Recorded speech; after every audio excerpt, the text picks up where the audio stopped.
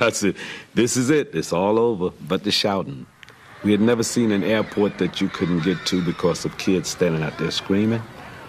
We'd never seen kids fainting like that at concerts. We never heard screams like that you couldn't even hear the music while the guys and you knew they were playing.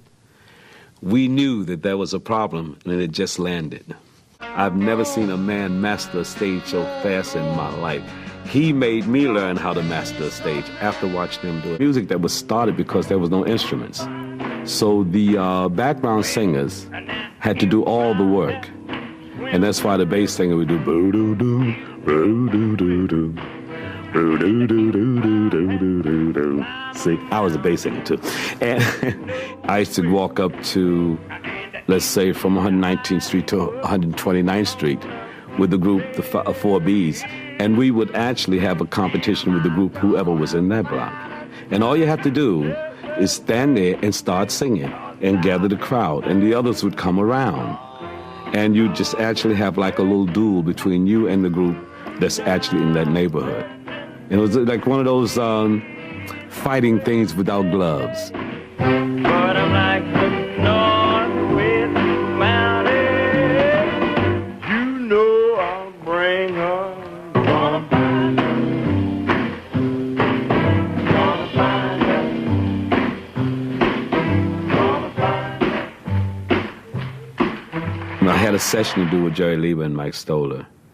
And they, it was the Spanish Harlem Date, matter of fact. And they asked me at the end of that session, so you have any other tunes that you've written? I said, yeah, I have this one that I showed to the Drifters. They don't want it. Yeah. So I showed him a little bit on the piano how it went. And he said, it's not bad.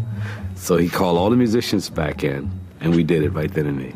When the night has come, and the land is dark, and the moon is the only light we'll see. No, I won't be afraid. Oh, I won't be afraid. Just as long as you stand by me. So darling, darling, stand by me. Oh, stand by me. Oh, stand by me. Stand by me. I wrote Stand By Me for the Drifters, even though I'd had an argument with George Treadwell, the Drifters manager, and he had threw me out of the group. That's okay.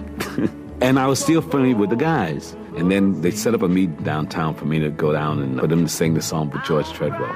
So we all got together and we went downtown, and the guys stood up there and they did Stand By Me. Really great, sounded good. And after it was all done, he looked at me and says, it's not a bad song, but we don't need it.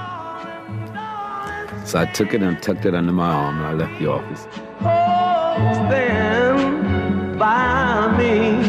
Oh, stand now. Stand by me. Stand by me. If there was anything that people heard in Stand By Me, it was the sadness that I was doing it and not the Drifters.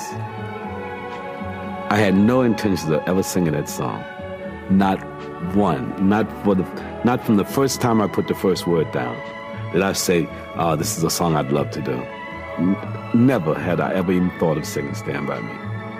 And if it wasn't for the fact that we had a little bit of time left over, the song would never have been born.